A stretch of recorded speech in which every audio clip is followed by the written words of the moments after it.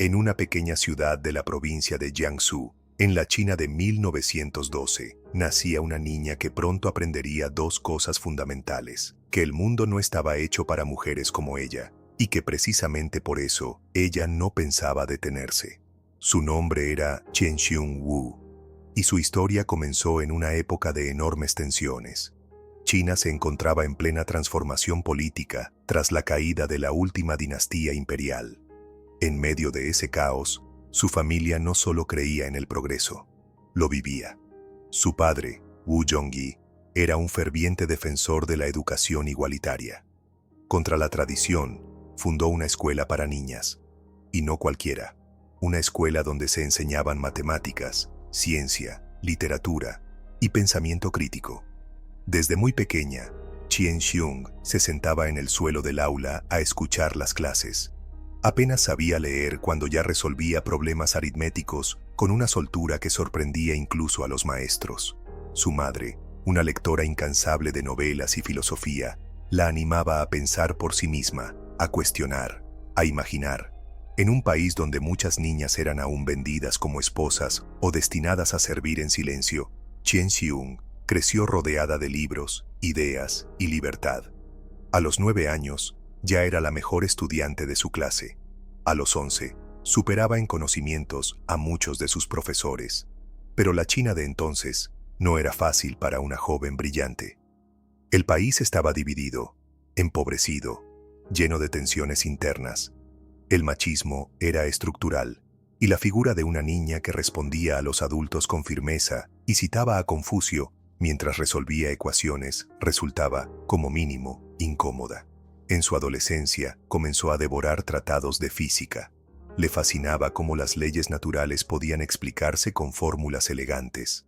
Decía que las matemáticas eran el idioma que usaba el universo para contar sus secretos. En la escuela secundaria ganaba premios, debates, competiciones científicas. Pero lo más impresionante no era su inteligencia, sino su determinación. Chen Xiong no se intimidaba ante nada. A los 19 años, ingresó en la prestigiosa Universidad Nacional Central de Nanjing, donde se especializó en física. Fue una de las pocas mujeres en su clase. En los pasillos, muchos la miraban con recelo. Algunos profesores incluso se negaban a hablarle directamente. Pero ella respondía como siempre, con resultados impecables y una ética de trabajo que dejaba sin argumentos a cualquiera. Allí conoció por primera vez la teoría cuántica, la física moderna, las ideas de Einstein y Schrödinger. Sus ojos se iluminaron con cada nuevo descubrimiento.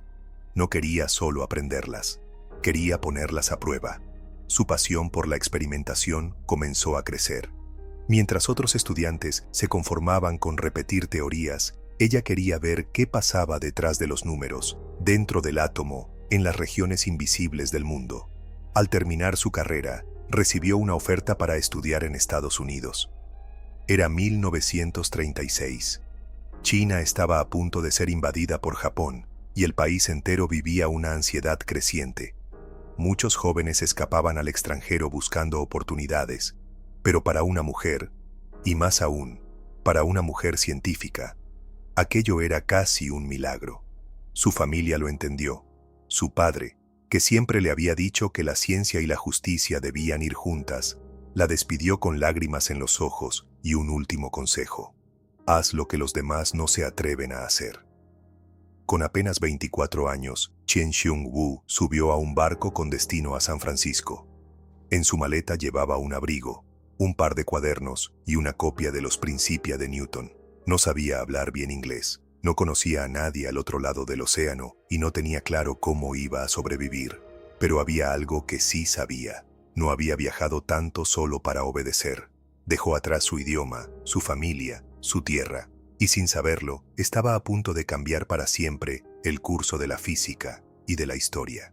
Cuando Chen Xiongwu bajó del barco en San Francisco en 1936, no sabía que acababa de iniciar una travesía que pondría a prueba cada parte de su ser. Lejos de casa, en un país desconocido, con un idioma que aún no dominaba y una cultura que muchas veces la vería como extranjera, mujer y demasiado brillante, Wu llegó a Estados Unidos cargada de esperanza y de una convicción irrompible: La ciencia era su hogar, y nadie la iba a sacar de él. Ingresó en la Universidad de California en Berkeley, uno de los centros más avanzados del mundo en física. Allí estudió bajo la tutela de Ernest Lawrence, el padre del ciclotrón y futuro premio Nobel. Era un entorno de excelencia, pero también de jerarquías muy marcadas. Las mujeres, y mucho más las extranjeras, eran vistas como asistentes, como curiosidades, no como pares intelectuales. Wu, sin embargo, no tardó en hacerse notar. En los laboratorios de Berkeley, donde la física nuclear comenzaba a desarrollarse con fuerza, Wu se movía con una destreza quirúrgica.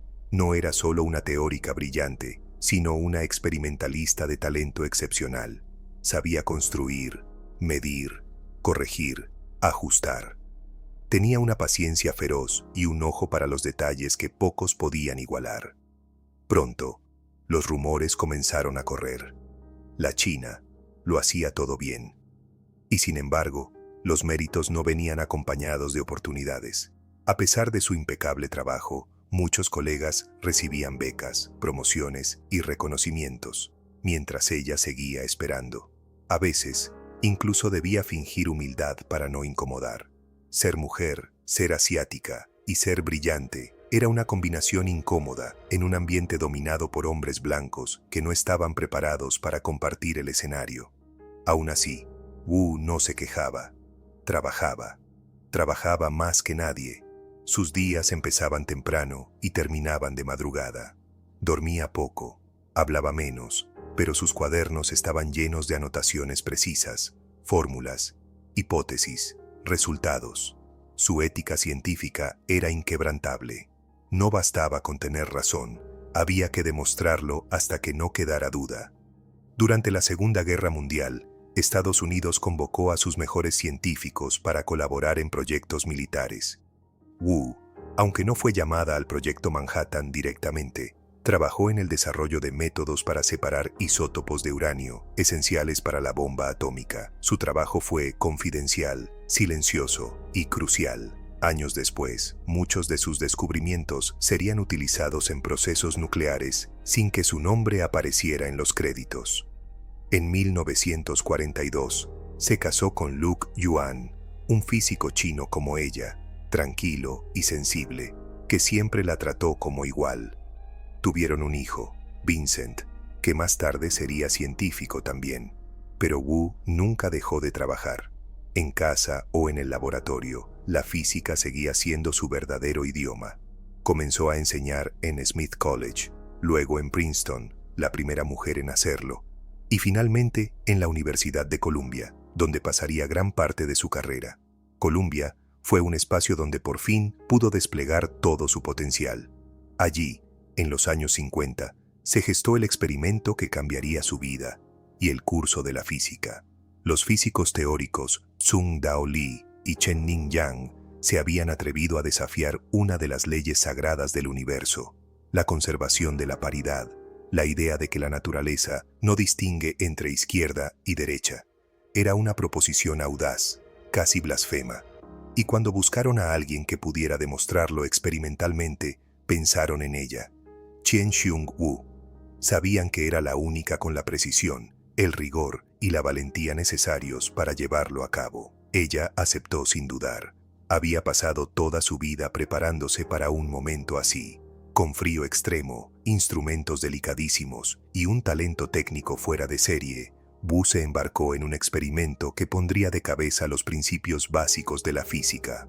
Pero lo que aún no sabía era que incluso después de cambiar las reglas del universo, el suyo seguiría siendo ignorado. En el invierno de 1956, en un laboratorio sumido en el silencio y la precisión extrema, Chien-Shiung Wu se preparaba para poner a prueba una de las ideas más escandalosas del siglo XX, que el universo podía distinguir entre izquierda y derecha. Durante décadas, la física había sostenido que las leyes naturales eran simétricas. En términos simples, si invertías una reacción subatómica como si fuera un reflejo en el espejo, todo debía seguir funcionando exactamente igual. Esa era la ley de conservación de la paridad, una de las bases inquebrantables de la física clásica. Pero dos jóvenes físicos teóricos, Tsung Dao Lee y Chen Ning Yang sospechaban que esto no era del todo cierto en ciertas interacciones, las llamadas interacciones débiles, como las que ocurren durante la desintegración beta. Ellos propusieron una teoría revolucionaria, pero había un problema. Necesitaban a alguien capaz de demostrarlo. Alguien que pudiera diseñar un experimento lo suficientemente sensible, preciso y riguroso como para refutar una ley casi sagrada. Esa persona fue Wu. Ella ya tenía una reputación impecable como experimentalista. Pero esto era diferente. No se trataba solo de una prueba más. Era una ruptura con la visión simétrica del universo y, por lo tanto, una afrenta a toda una generación de físicos. El experimento debía ser perfecto, y Wu estaba dispuesta a hacerlo perfecto. Eligió como entorno experimental los átomos de cobalto 60, conocidos por su desintegración beta. A temperaturas cercanas al cero absoluto, logró alinear los núcleos del cobalto con un campo magnético. Luego, midió con extraordinaria precisión la dirección en la que salían los electrones emitidos en la desintegración. Si la paridad se conservaba, los electrones debían salir al azar, sin preferencia. Pero lo que Wu observó fue asombroso. Los electrones preferían una dirección. El universo, al parecer, sí distinguía entre izquierda y derecha. Era una revolución científica, un terremoto conceptual. Una de las leyes más veneradas acababa de ser derribada. Y lo había hecho una mujer, una inmigrante, una figura que durante años había trabajado en las sombras. La comunidad científica reaccionó con asombro. Muchos no podían creerlo. La simetría era más que una ley física. Era una creencia estética, casi filosófica. Y ahora, gracias al experimento de Wu, había sido refutada con pruebas tan elegantes como implacables. En 1957, el Comité Nobel anunció su veredicto. El Premio Nobel de Física sería para Lee y Yang por la teoría de la no conservación de la paridad. Pero Wu no fue mencionada. Ninguna mención, ningún reconocimiento oficial, ni una línea en el anuncio. Aquel experimento sin el cual la teoría no habría sido nada, fue invisibilizado, y con él, su autora. En una entrevista posterior, le preguntaron a Wu qué pensaba de aquello. Ella, con la serenidad de quien ha vivido demasiadas injusticias, respondió: «No me interesa la fama, pero me interesa la justicia. ¿Acaso la ciencia tiene género?». Muchos colegas se indignaron por el silencio del comité. Sabían que sin Wu, esa revolución nunca habría tenido lugar. Su experimento no solo había confirmado una teoría, había cambiado el curso de la física subatómica, y sin embargo, su nombre no estaba en el podio. Para Wu, aquello no fue una derrota, sino una confirmación más.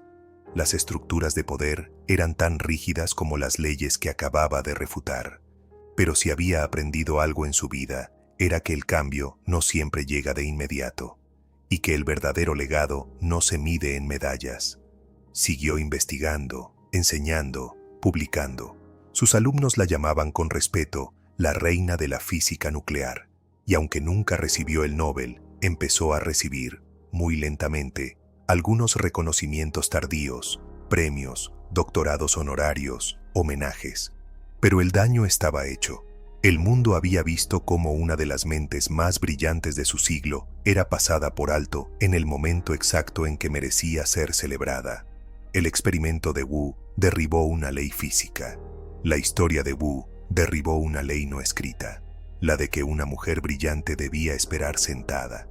Tras el experimento que sacudió las bases de la física, Chien-Shiung Wu no buscó aplausos, pero tampoco los evitó. Sabía lo que había logrado, sabía lo que significaba, y también sabía, con un dolor que no necesitaba palabras, que el mundo no la había visto. Cuando el premio Nobel fue anunciado en 1957 y su nombre no apareció, Wu no hizo declaraciones de rabia ni de reproche. Pero algo se rompió en ella. No porque deseara una medalla, sino porque comprendió que ni siquiera una revolución científica bastaba para que una mujer fuera reconocida en igualdad. Aquella injusticia no fue un caso aislado, era un reflejo perfecto de su tiempo. y del lugar que se reservaba para las mujeres, incluso en el mundo del pensamiento más avanzado. Chien Shiung-woo se convirtió en un símbolo no solo de excelencia científica, sino de exclusión silenciosa. Una exclusión que dolía más por lo sutil que por lo evidente. En público mantuvo la dignidad. Continuó con su trabajo, su docencia, sus publicaciones, pero internamente esa herida la acompañaría siempre. Durante años evitó hablar del tema, hasta que, poco a poco, comenzó a hacer algo que hasta entonces no había hecho: usar su voz como herramienta de cambio. En las décadas siguientes, Wu empezó a pronunciarse con claridad sobre el lugar de las mujeres en la ciencia. En conferencias, entrevistas y ceremonias, aprovechaba cualquier espacio para lanzar preguntas punzantes. ¿Por qué no hay más mujeres en ciencia? ¿Somos menos capaces? ¿O el mundo aún no sabe vernos? Sus palabras no eran retóricas, eran filosóficas, dolorosas, verdaderas. Venían de quien había vivido en carne propia lo que significaba ser invisible dentro de un sistema que aplaude a los genios, siempre que se parezcan al molde de siempre. Durante un discurso en el MIT, frente a cientos de jóvenes estudiantes, dijo con firmeza: «Sabemos que las mujeres son tan inteligentes como los hombres. ¿Por qué entonces hay tan pocas científicas? Porque el sistema nos ha dicho que no podemos, porque nos han enseñado a dudar de nosotras mismas. Eso debe cambiar, y ese cambio empieza en esta sala». Aquella Wu, silenciosa, precisa, dedicada al microscopio y a los tubos de ensayo, había empezado a convertirse también en una voz política, ética, feminista, sin estridencias, sin discursos airados, pero con una fuerza intelectual que desarmaba cualquier excusa. Fue invitada a universidades, a comités, a congresos internacionales. Comenzó a recibir premios y doctorados honoríficos, pero todo llegaba tarde, muy tarde. Ya no se trataba de reconocimiento, sino de reparación, de equilibrar la balanza histórica, aunque fuera con décadas de retraso. Wu nunca dejó de trabajar. Incluso cuando su salud comenzó a deteriorarse, seguía activa, revisando artículos, dando clases, inspirando generaciones de jóvenes científicos y científicas. En sus últimos años, miraba a su pasado con una mezcla de orgullo y tristeza. Sabía que su nombre quedaría escrito en los libros de historia, pero también sabía que muchas otras, como ella, habían sido olvidadas sin siquiera una línea. Una de sus frases más célebres llegó en una entrevista al final de su vida: «Cuando hago ciencia, no soy mujer, no soy china, no soy extranjera, soy una física, pero el mundo no siempre me ve así». Y en esa frase está encapsulada toda su lucha, la de alguien que solo pedía que la dejaran pensar en paz, y que terminó teniendo que luchar también por el derecho a ser reconocida. A veces, cambiar el mundo no basta. A veces, las estructuras no tiemblan ni con los terremotos más profundos, pero quienes los provocan, como Wu, dejan grietas, y esas grietas, con el tiempo, se convierten en caminos. Chien Shiung-woo fue ignorada por el comité más prestigioso del mundo, pero fue escuchada por miles de jóvenes que vieron en ella una nueva manera de habitar la ciencia, con firmeza, con verdad y sin pedir permiso. Chien Shiung-woo no dejó monumentos, no tuvo su rostro en billetes, ni su nombre adornó premios internacionales durante su vida, pero dejó algo más profundo, una grieta irreversible en la historia de la física y en la conciencia de quienes, por primera vez, se atrevieron a imaginar que la ciencia podía tener rostro de mujer. Sus contribuciones no terminaron con el experimento de la paridad. Wu siguió trabajando durante décadas en temas fundamentales de física nuclear, desintegración beta y teorías cuánticas. Fue una maestra incansable, mentora de generaciones de estudiantes en la Universidad de Columbia, donde su laboratorio se convirtió en un espacio de rigor, exigencia y creatividad. Pero más allá de sus fórmulas y descubrimientos, su verdadero impacto fue más sutil, porque en cada clase, en cada conferencia, en cada conversación, Wu abría puertas que antes no existían, no con discursos grandilocuentes, sino con presencia, con su ejemplo, con su forma de habitar la ciencia desde una posición que durante siglos se había considerado imposible. En sus últimos años, recibió algunos reconocimientos importantes: la Medalla Nacional de Ciencia de EEU, el Wolf Prize y varios doctorados honoríficos. En 1978, la Sociedad Americana de Física creó un premio con su nombre para destacar el trabajo de mujeres en física. Era un gesto simbólico, sí, pero también un acto de justicia tardía. Regresó a China brevemente en los años 70, recibida con admiración y emoción. Allí, habló ante auditorios repletos de estudiantes que la escuchaban con una mezcla de asombro y gratitud. Muchos no podían creer que aquella mujer, que había crecido en su misma tierra, había transformado el conocimiento humano desde el otro lado del mundo. En una de esas visitas, mientras recorría el campus de una universidad, una estudiante se le acercó y le dijo: «Gracias por demostrar que se puede ser brillante sin dejar de ser mujer». Wu la miró en silencio unos segundos. Luego, simplemente asintió. No necesitaba más palabras. Había entendido todo. Falleció en 1997, a los 84 años.